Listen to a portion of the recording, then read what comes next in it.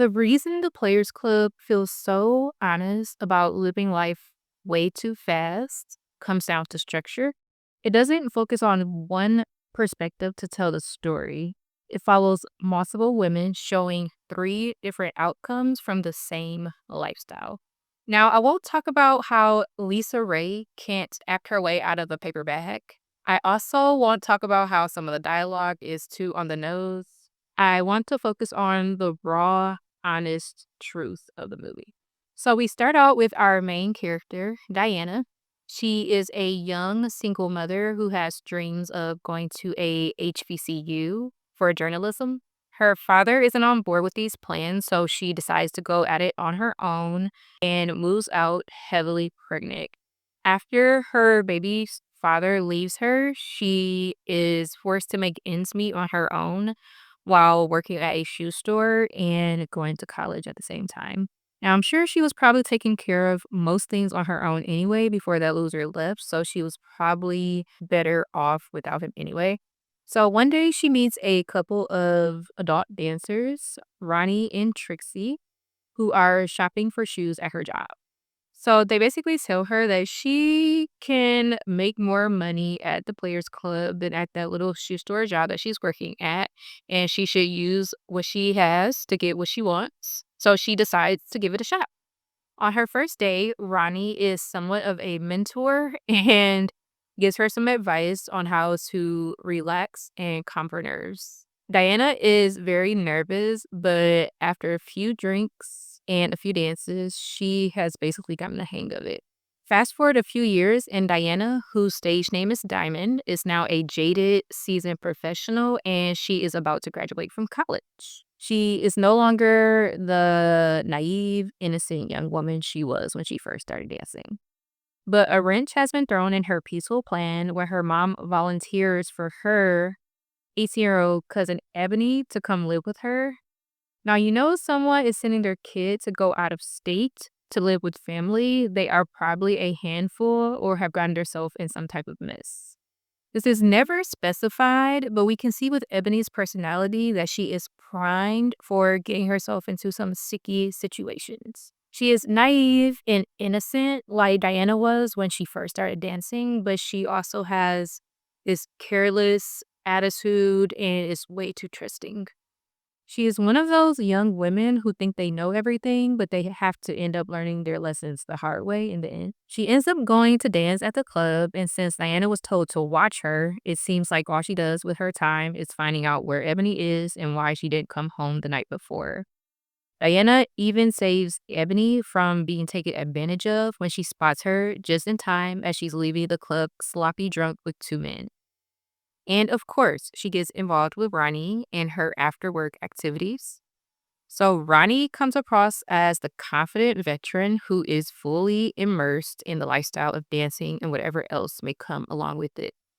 She latches on to newbies as if she really wants to help them, but she really just wants to take advantage of them and use them for these after work parties that she organizes. They think that she has their back, but she's really just getting them in deeper to a lifestyle that they have no idea what they're getting into. We see this when Ronnie is in the locker room having a conversation with Ebony. As they're having their conversation, Ronnie pauses mid sentence and notices a girl in the locker room. She grabs a handful of the girl's hair and tells her that she better have her money that she owes her. The girl is visibly shaken and scampers away. So we know that people are very intimidated by Ronnie, men and women alike. We also see that for some reason, Ronnie and Diana no longer get along and they have this animosity towards each other. We do eventually find out that Ronnie, at one of these after work activities that she organizes, she took advantage of Diana while she was kind of passed out drunk. Ronnie is a snake. She's a predator and she is just as bad as the male predators that are running around that club. She is able to hide in plain sight because she's a woman and she pretends very well like she is there to help them when she's really not. A true wolf in sheep's clothing. We get to see the impact on all of these women before everything literally blows up. Diana gets whispered about and shamed by the other college students when she's at school. She also runs into one of her professors while she's at work dancing, and then we get to see her like run off to the back, like so embarrassed. She avoids his class for about a week, but thankfully he approaches her and is super sweet about the awkward situation, making her feel comfortable to come back to his class. She also has one of her regulars follow her home from the club. We find out that he'd been following her home for a while.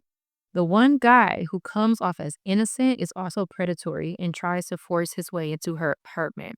This could have ended horribly, but she is able to shut him out of her apartment and lock the door. So when she does finally get the door closed, she's so shaken up and she rushes to the back to find Ebony. But what she finds is Ebony in bed with her ex. I mean, what did she really expect dating a guy that she met at the club that she worked at? Now, Ebony's naive nature and carelessness catches up with her when she agrees to dance at Ronnie's brother's bachelor party. The foreshadowing tells us this is a horrible idea when Ronnie asks another girl to dance at the bachelor party, and the girl is like, absolutely not. So we're like, dang, sounds like this is a bad idea and something for Ebony to turn down immediately. And you have to wonder what's up with Ronnie's brother. But it's Ronnie's brother, so he can't be about much, right? When Ebony shows up for the bachelor party, she is really uncomfortable, and you can tell the alarm bells are going off in her head, telling her to leave. But she doesn't leave. She's the only girl there besides Ronnie, and Ronnie tells her she doesn't know when the other girls are going to show up, but she better stop worrying about them and make her money. Some guy gets Ronnie to leave the motel room to go smoke, and Ice Cube's character encourages Junior, Ronnie's brother, to go in the room with Ebony. He goes in, locks the door, and he beats her unconscious and assaults her. The guys from the party are listening to her blood curdling screams, and instead of helping her, they all decide to leave. Like, all of the men in this movie are trash. Thankfully, before all this happened, she did have enough sense to call Diana to come pick her up, but Diana is still pissed at her for finding her in bed with her ex. So she's just like, whatever, girl, leave me alone. Stop calling me. But of course, I'm sure it comes, she comes to her senses and realizes that Ebony's just an 18-year-old and she should go, pick her up since she sounds like she's in danger. So she does go to pick her up at the motel, but she's too late. 'Cause Ronnie, of course, does not help her either. She decides to take off with her brother Junior and leaves Ebony there by herself. And I'm assuming since she was a witness to the crime or at least saw the aftermath of it and decided to do nothing, she's now an accessory to the crime. I'm assuming. I didn't go to law school, okay? I don't know for sure. So Ronnie goes back to the club so that she could have an alibi as if there wasn't dozens of people who saw her at the bachelor party. Diana has had it with Ronnie's crap and has probably been wanting to stomp her down or beat her down for a minute. They have an epic fight, okay? An epic fight, leaving Ronnie slumped on the floor. And this is where the Players Club does something that a movie like Anora doesn't. So Anora stays locked into one dancer's perspective, which makes it a great character study, but also limits the story. We get a snapshot of the lifestyle, but not the full reality of the risk that come along with it. The danger in Anora doesn't come from the work itself or work she does outside of the work. The danger comes from an extreme and almost fantasy type of situation that involves wealth and power. The Players Club, on the other hand, builds a story around real world consequences. By showing multiple women navigating the same environment in different ways, the danger becomes more apparent and the movie makes more of an impact. When the main point of your job is to entice and arouse the male species, danger will always be lurking around the corner, no matter what. But how you approach the job will also determine how things eventually turn out for you. So Diana saw the job as a means to an end and was able to graduate from college and become a journalist.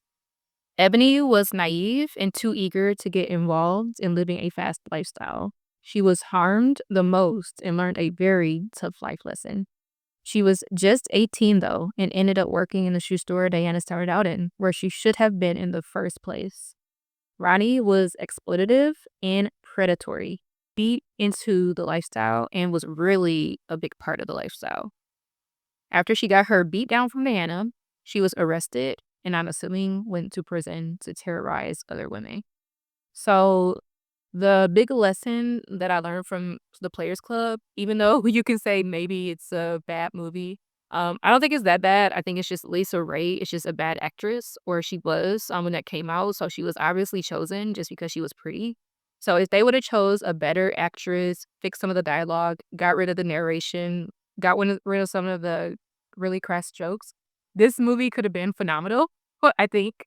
But either way, the bones of it, the bare bones of it, the structure of it, it tells a really good story and it has really good themes. So basically that no matter what, if you go into this lifestyle, you're not gonna leave unscathed. But you really have to have a plan and have to see it as a means to an end. Also, you cannot always trust women. Women will screw you over. Women can be predatory. You need to watch out for women just as much as you need to watch out for men. Period. Every woman isn't your friend. So those were the major themes I got from the Players Club. And honestly, if you're gonna give Anora an Oscar, go ahead get a Players Club Oscar. I'm just saying. I'm just saying. But let me know what you think about this movie, The Players Club, the cult classic. Do you agree with me that Lisa Ray is a terrible actress? What do you think about the themes for this movie? Honestly, after I watch this movie, I feel like I just need to go take a shower because it just feels gross. But yeah, thank you so much for watching. That's all I have, and bye.